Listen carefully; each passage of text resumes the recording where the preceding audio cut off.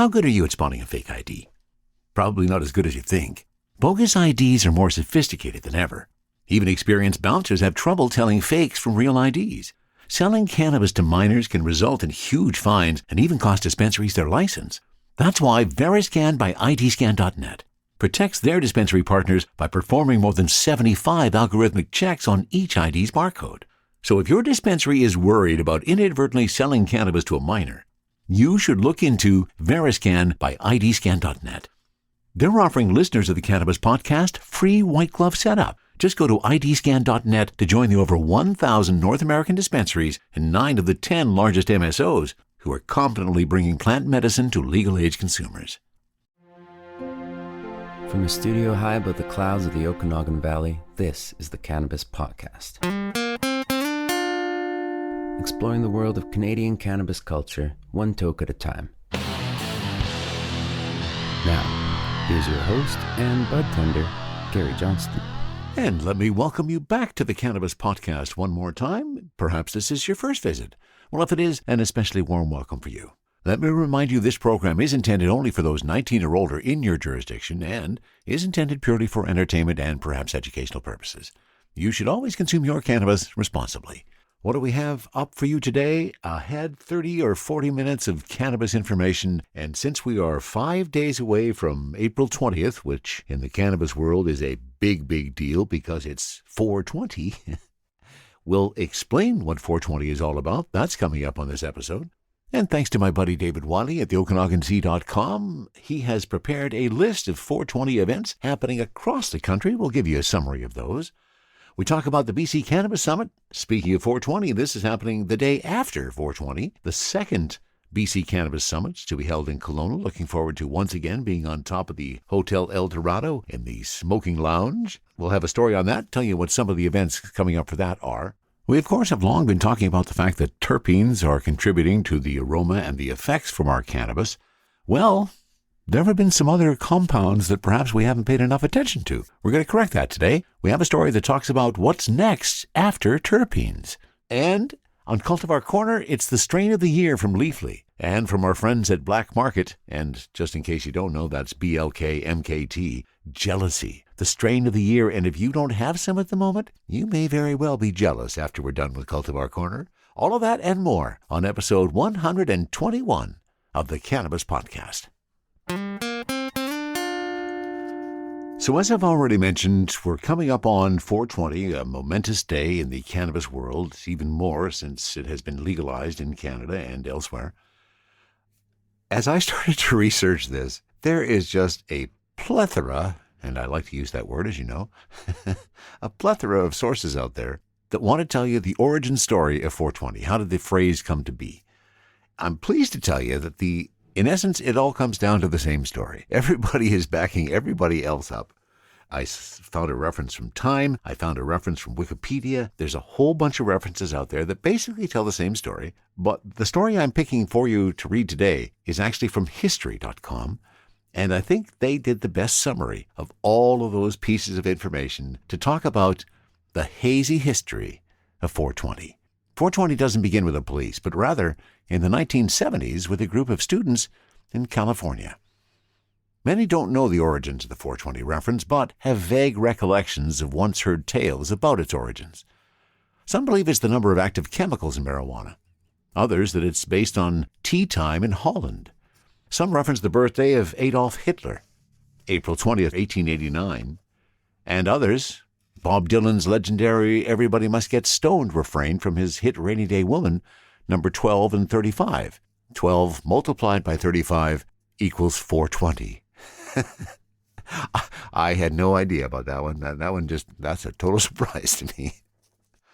But in reality, it can all be traced back to a group of 5 California teens who used to hang out by a wall outside their San Rafael school, a meeting spot that inspired their nickname, the Waldos, because they stood by a wall.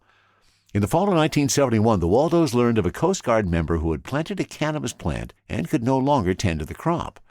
Provided with a treasure map, some say by the plant's owner himself, supposedly leading to the abandoned product, the group would meet at the Louis Pasteur statue outside their high school at least once a week to conduct a search. Their meeting time? 4:20 p.m. After practice, they were all athletes, the Waldos would pile into a car, smoke some pot, and scour the nearby Point Reyes forest for the elusive free herb.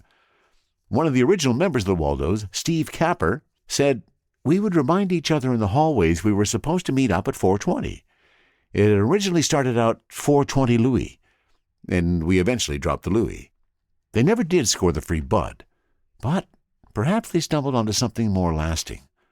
The term 420 was coined, allowing the high schoolers to discuss smoking pot without their parents or teachers knowing. And as a bit of an aside, I think that's long gone. I think many who are not involved in cannabis do understand the term 420 now. But how did this ragtag team of pot plant seekers at a high school in California manage to spread their secret phrase internationally? For that, we turn to the Grateful Dead. Members of the Waldos had open access and many connections to the band. Mark Gravich's father managed the Dead's real estate. Dave Reddick's older brother was good friends with Dead bassist Phil Lesh and managed the Dead side band. Capper told the Huffington Post there was a place called Winterland. We'd always be backstage running around or on stage, and of course we were using those phrases. When somebody passes a joint or something, "Hey, 420. So it started spreading throughout the community. The first time Steve Bloom ever heard the phrase 420 was during Christmas week at a Grateful Dead concert in Oakland, California, in 1990 while he was a reporter for High Times.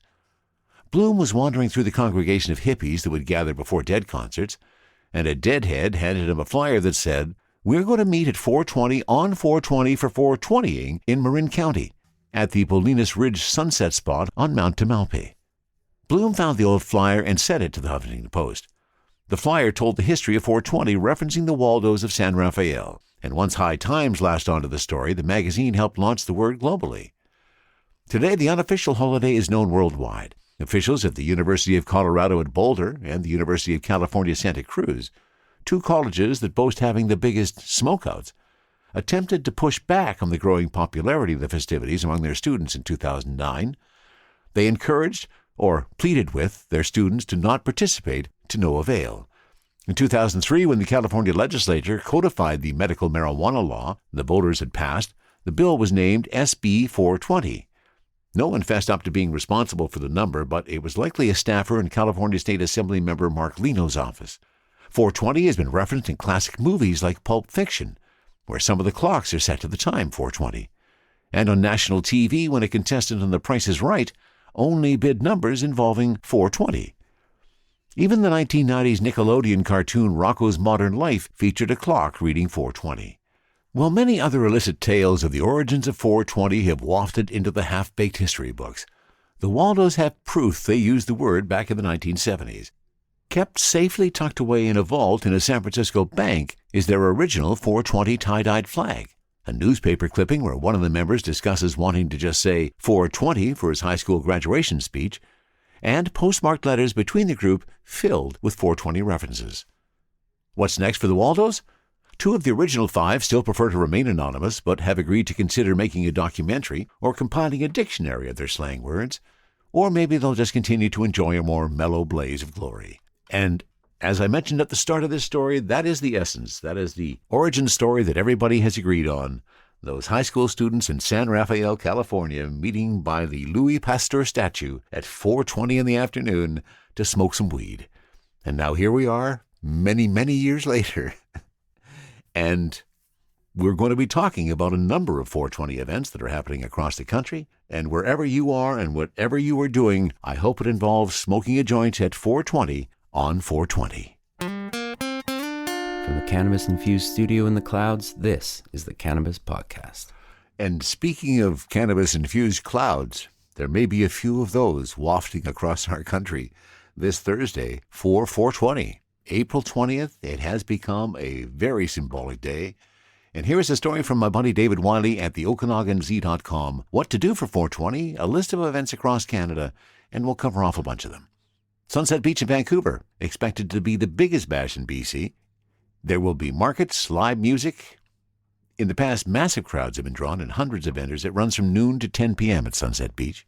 Thornton Park in Vancouver, a rival protest and farmers market organized by activist Neil Magnuson at Thornton Park, billed as the 29th annual official Vancouver 420 Festival. and they will unveil the world's biggest joint and even have a rep from the Guinness World Records there to record that. In Kelowna, Upside Cider is hosting the first annual Kelowna Canna Music and Arts Celebration on Thursday, 3 p.m., 3:30 to 10 p.m. It's located by the Kelowna International Airport, organized by Allison Baseland Productions and Taser Events and Aura Laser Entertainment. Dancers, music, comedy, tickets are limited, and the venue won't have alcohol. And of course, remember the El Dorado Hotel the day after 420 will be alight on the rooftop with more cannabis smoking as the BC Cannabis Summit kicks off on April 21st this year. Calgary, the Global Cinema in Calgary, is having the 20th Annual Underground Film Festival happening on April 20th. Some events in Saskatchewan, the Saskatchewan Science Centre.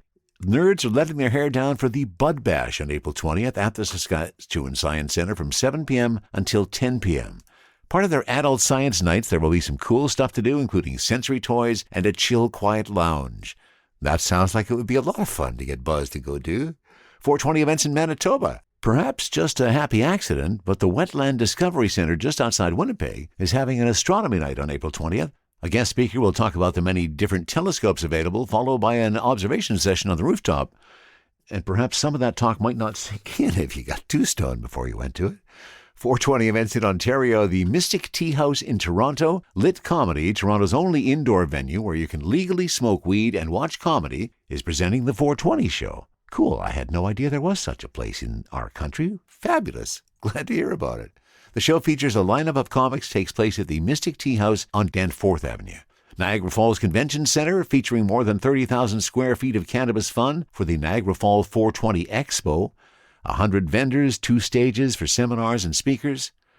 And Six Nations is holding a 2-day 420 Fest that starts April 20th on Six Nations at the Grand River, the largest reservation in Canada.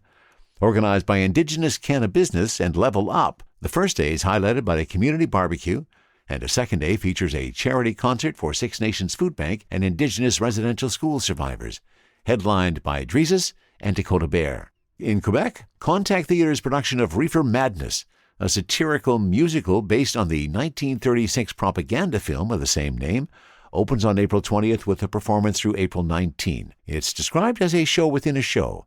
Expect haze, strobe lighting effects, and black lights. And 420 events in Newfoundland. A shout out to Ian Power, in case you happen to be listening, Ian. A little bud may help to make comedy rookies a bit funnier. The Fresh Buds 420 comedy show at Aaron's Pub in St. John's is for first-timers to try out their one-liners. There's a $100 prize for the winner, and I'm sure somebody will smoke a joint with the loser. So there's a sample of some events happening across the country on 420. I'm sure there's some things happening in your world that you're going to be enjoying. Let's take the opportunity to remove some more of that stigma and show that those who enjoy cannabis can have a really good time without impacting anybody else. THC, CBD, terpene profiles, what's in me? Oh, please explain to me. Cultivar Corner, Cultivar Corner, oh yeah. Cultivar Corner, please explain this stuff to me. On Cultivar Corner today, we're doing the strain of the year from 2022. It may have taken me a while to get here, but we eventually do. This was Jealousy, and the cultivar, or rather I guess the phenotype of Jealousy that I'm using, is from Black Market. I believe they grow this in their facility around Vernon, and amazing weed. It was Leafly that chose Jealousy as the 2022 strain of the year. That got everybody thinking about it, and then we started looking at what Jealousy was all about. It's a pretty darn good-looking flower, if I might say so. I think the most amazing thing about Jealousy, when you start to look at it, is how much purple notes are in this. Really, really deep purple notes when you pull out those buds, and not a surprise, almost to the level of going black. So purple, it's almost black. Lots of trichomes. Really, really frosty with the trichomes in there. Not surprised that the cure is, as we would expect, very, very well done. Not seeing any sugar leaves on this guy. That's the most, I think, striking piece of information about Jealousy is how much purple there is. Now, putting that aside, my goodness, what amazing aromas are coming out of this bud. I picked up the 14-gram pack, so a half an ounce, from Black Market. They're also taking some different approaches in how they're putting it together. This is in a really tall glass jar. Nice to have that hard glass. And one of the most unique pieces of glass I've seen in cannabis so far. A small batch, hand-trimmed, hang-dried. And this Jealousy at 14 grams was sitting at 28.3% THC. Now here's where we start to examine some of the discrepancies around the various pieces of information we have. The total terpenes, 2.99%, made up of nerolidol at 0.86%, limonene at 0.44%, and caryophyllene also at 0.44%. Now here's the interesting thing I find with terpenes. Other terpenes, 1.25%. So therefore, the other terpenes make up a greater percentage than the 3 terpenes that have been identified as the top terpenes. And of course, that's all depends on how many terpenes they're going to pull back in those tests. I do have to say, as I started to work the weed and get my joint ready and get some stuff ready for the Crafty Plus, my goodness, as soon as you open the jar, just such bountiful aromas.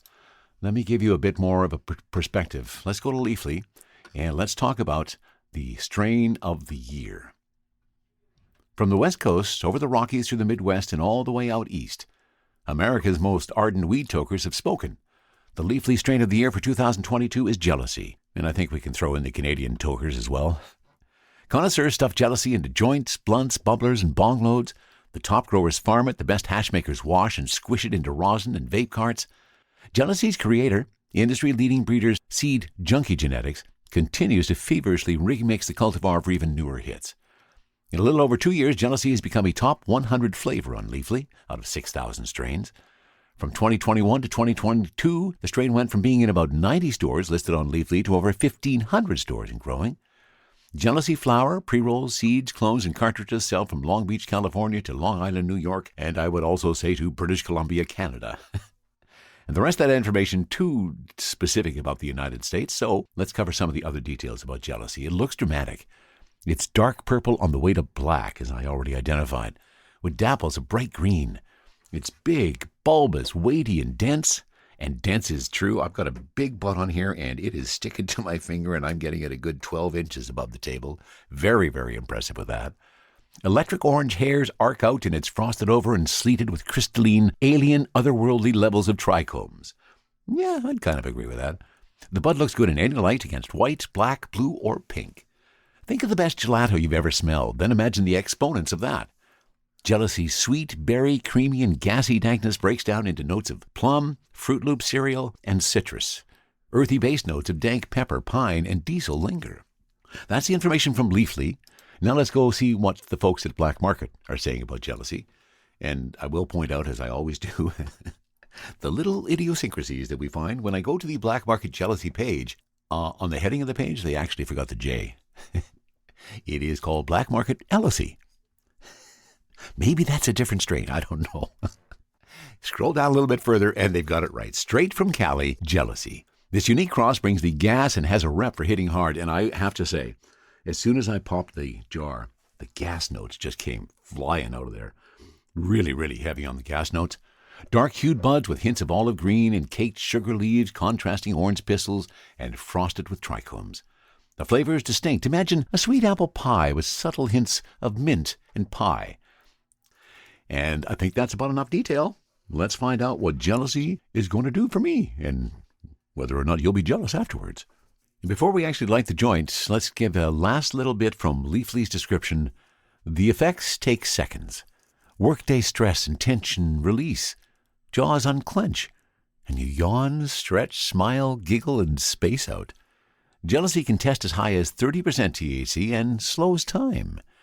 It's easy to forget to finish the bowl or joint. Euphoria comes on, that profound feeling of well-being. On Leafly, Jealousy averages 4.7 out of 5 stars, with 48 reviews and 1,692 likes.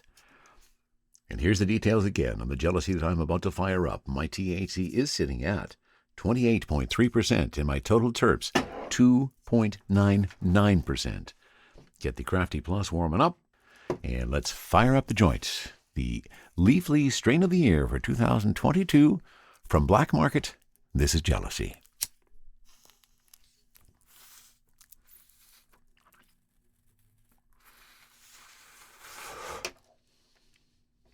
Oh, lots of those gassy taste notes. And smooth. Oh, my, very smooth. Oh, I can't wait until the crafty fires up to see what the rest of this tastes like. Oh, there you go. Ask and he shall receive. So there's the first couple of hints off the joint.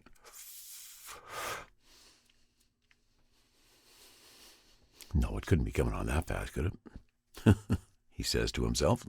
Okay, the Crafty Plus is ready. Let's see what Jealousy tastes like.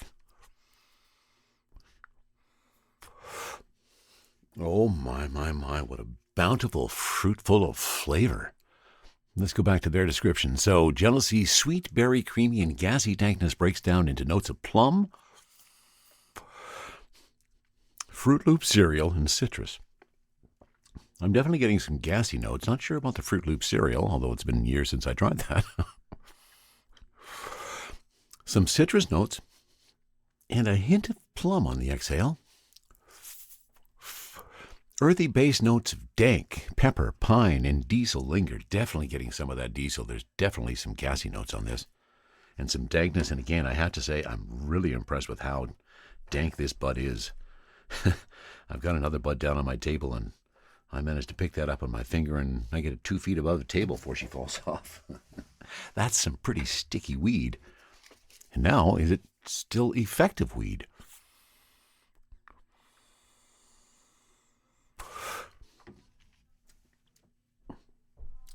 Now, everything that I've asked about has told me that most people are finding that Jealousy is kind of a smack dab in the middle in terms of whether it's an indica or sativa leaning. Perhaps leaning a little bit more to a sativa. And in advance of doing Cultivar Corner, I did a test sample. And unfortunately, I did those test samples late at night. And I have to say, it definitely was leaning towards a sativa for me on that night, because I had a heck of a time falling asleep. So I won't be doing that again. This is daytime. We're giving Jealousy a taste, and oh yeah, there they are. Oh, I'm feeling those happy eyes. It really is a pretty looking flower. Really love how it looks. Well crafted, well grown, hand picked, hand dried. They're doing lots of nice work with Jealousy. You may be jealous that you're not smoking some.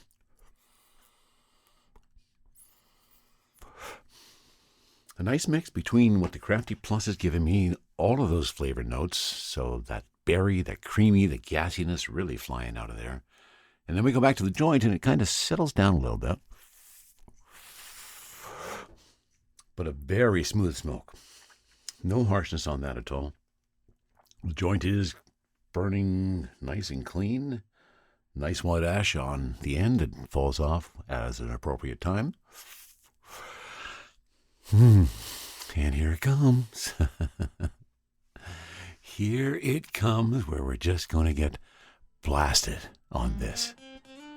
From studio high in the clouds of the Okanagan Valley, this is the Cannabis Podcast. Now, see, there's an example of I might be too stoned, because I had that little piece of music already played up, and it was a few minutes into the program, and you actually shouldn't have even heard that. That's a pretty good example. So like what the folks at Black Market are doing, they are definitely a premier cannabis grower in this country, producing some mighty fine weed, really dank weed. Really love the looks of it, really love the smell of it, the feel of it, the effects. Okay, I'm a fan. I am a big fan of Jealousy by Black Market. 28.3% THC, 2.99% total terps, and 100% satisfying. You need a little Jealousy in your life. Now, I have to chuckle when, in their description, they say it's easy to forget to finish the bowl or the joint. And if you have been a listener of the Cannabis Podcast, you know that very rarely happens that I forget to finish the joint. In fact, I usually light it up and keep going with it. So, as of this stage, I am about halfway through that joint. I have finished the first bowl of the Crafty Plus. Oh, and I am just buzzing. My jaw has unclenched. My tension is releasing. All that stress from my work week is gone. Maybe it's time for a little bit of giggling. Now, I don't want to space out, because that would be pretty boring to listen to, because it'd just be empty sound. Okay, that's as much as I'm going to space out. But I did generate some of those giggles for you. I am impressed. This is a really pleasant high. Really loving the glow of it. The euphoria is absolutely fantastic right now. Not feeling any stress, just feeling like I'm going to have a fantastic day. And guess what? This is Podcast Creation Day. And that, of course, means that I'm looking for some creativity, some energy, some focus to get the podcast recorded, edited, and all put together for you. And that means that if you're listening to episode 121, which is the episode this Cultivar Corner is actually going to appear in, and it sounds especially good, it could have been because Gary was high on jealousy. I truly mean it. You need a little jealousy in your life. Sharing stories about good weed while trying good weed. This is the Cannabis Podcast. And as I've already mentioned, the day after 420 on April 21st this year, that's when the second BC Cannabis Summit begins at the Hotel El Dorado.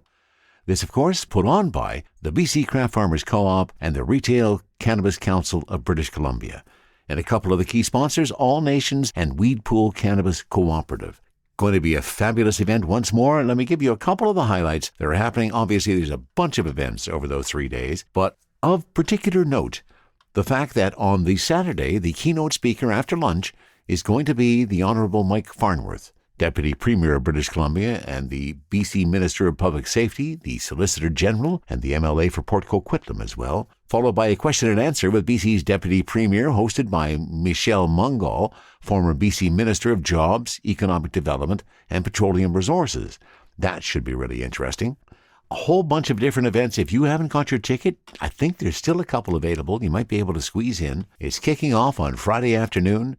And then, of course, Friday afternoon at 4:20, perfect time to begin the welcome reception and the El Dorado Rooftop Lounge. I'm so looking forward to it. We'll do a report, obviously, after the summit, give you an idea of some of the things that have happened. Hopefully, I'll make some connections and have some interviews set up with people that we can talk to about things that were talked about and where we think this industry is going to be going. The BC Cannabis Summit, starting April 21st, runs the 21st, 22nd, and 23rd at the Hotel El Dorado in Kelowna. It's going to be a blast. Exploring the world of Canadian cannabis culture, one toke at a time. This is the Cannabis Podcast. Now, after hearing this story, your cannabis consumption may move to a whole different level. I mean, I've known that terpenes were not the only thing responsible for the aromas in cannabis. And I'd heard some discussion about esters, kind of in passing. But as I'm realizing now, after reading this article myself, there is a lot more about the aromas in cannabis we have not yet discovered and haven't put on our labels. This is Flavors and Aromas in Cannabis. What's after terpenes? And this is from TrueTerpenes.com. Consumers are increasingly catching on to the role of terpenes in determining the various flavors, aromas, and effects of cannabis. While emphasis was once placed on cannabinoids and who could breed the highest tetrahydrocannabinol, THC cultivars, terpenes have taken center stage as the compounds in cannabis that make various cultivars unique, allowing the consumer to better target their desired cannabis experience. What comes after terpenes when distinguishing the flavor, aroma, and effects of cannabis? What are the functions of the other compounds within cannabis? And how can they affect the cannabis experience? We're going to do a deep dive to examine what's after terpenes, to break down other plant components, including esters, thiols, aldehydes, and flavonoids.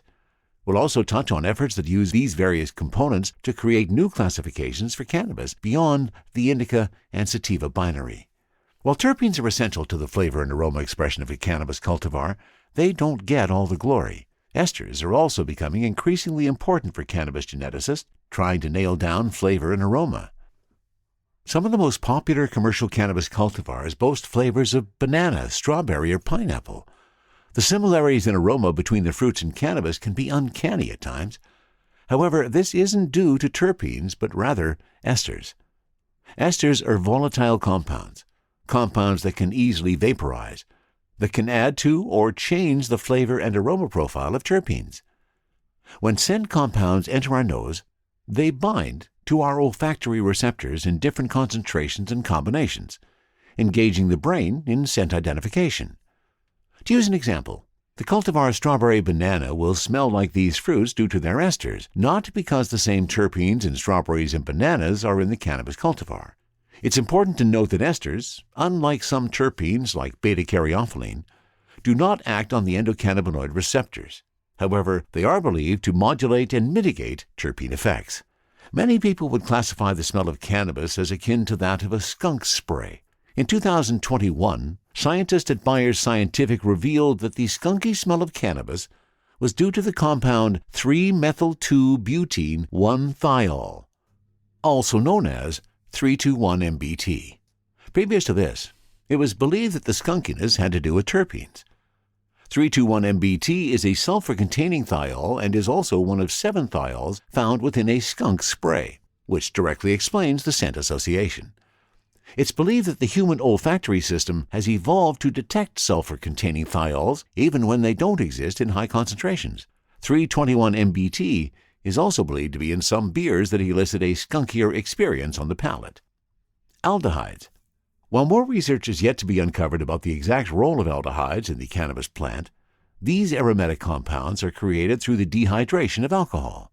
Examples of aldehydes include the vanilla scent from the molecule vanillin, or the scent of almonds from benzaldehyde. It is believed that aldehydes may influence terpenes by chemically changing their makeup.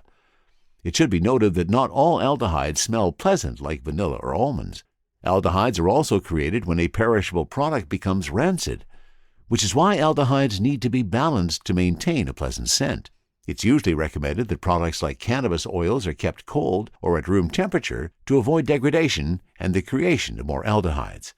Flavonoids make up anywhere from 2 to 10% of the chemical composition of cannabis, but there is still so much about them yet to be discovered. Flavonoids dictate the color of plants, like flowers, fruits, and the different colors of cannabis buds. Flavonoids are also said to influence the aroma and flavor of plants, but more research needs to be done on exactly how this occurs. The research that exists reveals the therapeutic benefits of flavonoids, with some being investigated for their anti-cancer, anti-inflammatory, antioxidant, and neuroprotectant properties, to name a few. Because of their similarities in medicinal properties, flavonoids and terpenes work together as a part of the magic of the entourage effect in their synergistic relationship with cannabinoids and other components of the plant. There's been a significant surge in the understanding of these other components of cannabis as the cannabis industry becomes more sophisticated and realizes that there is a lot more to the plant than THC. Increasingly, cannabis producers are labeling their products by dominant terpenes, and cannabis researchers are looking for ways to use the non-cannabinoid compounds in cannabis to work towards a new classification system for cultivars. Dr. Ethan Russo and Mark Lewis, Ph.D., have proposed terpene superclasses as a way to group terpenes into families by their effects. Russo and Lewis propose their classification system begins with using limonene, alpha-pinene, and beta-caryophyllene. Philippe Henry of VSSL Enterprises and the Flower Corporation has proposed a new classification system that hinges on the terpenes myrcene, limonene, beta-caryophyllene, and terpinolene as the terpene superclasses. Henry was able to narrow down 18 SNPs, or single nucleotide polymorphisms, genetic variations, from 1,400 that could help classify cultivars into a terpene family. In the quest for a better classification system for cannabis, connoisseurs are looking beyond terpenes and continuing to dig deeper to see what other compounds dictate effects as well as aroma and flavor. With more being uncovered about the different components of cannabis, it becomes increasingly evident that it's more than just cannabinoids and terpenes that influence the cannabis experience. The good news is that the cannabis industry is embracing terpenes as an indicator of effect, with a noted uptake in consumer interest. As we dive deeper into understanding the compounds of cannabis beyond cannabinoids and terpenes, we can work towards a unified classification system for cannabis that will help consumers with their product choices. For now, there's still so much we don't know, but are beginning to unveil one cannabinoid, terpene, ester, thiol, aldehyde, and flavonoid at a time. That was a great article from trueterpenes.com and really opens up your minds to there's so much more to cannabis that we have still yet to truly understand. So as we started this podcast 4.5 years ago, there was no terpene information on any labels. Now, of course, there's a lot of terpene information on the labels. Predictions? Predictions on when we might start to see esters, flavonoids, and thiols listed as components of cannabis that may affect our aroma and flavor experience? Wow, it really is a remarkable plant. Let me thank you once again for being a listener of the Cannabis Podcast. I truly appreciate that you are here. Let me give a few shout-outs, of course, to Tony and Rob for being patrons at Patreon, to Kevin and Jordana for help at buymeacoffee.com/cannabispodcast, and to Rebecca, David, and Noah, some connections made through LinkedIn. Thanks for being along for the ride. I'm glad that you're here as well. Remember, if you hear anything on the Cannabis Podcast that you would like to comment on, please send a note to info@cannabispodcast.com. If you would like to support the podcast, there's a couple of ways you can do so. Buymeacoffee.com/cannabispodcast, where if you feel so inclined, you can buy me a doobie. Or if you want to become a patron, you can join up at Patreon on the Cannabis Podcast page, like Tony and Rob have, and you'll find the links to all of those in the top right when you're sitting on the show page. Thanks for being here. That's it for episode 121 of the Cannabis Podcast. From the cannabis-infused studio, high above the Okanagan Valley, this was the Cannabis Podcast.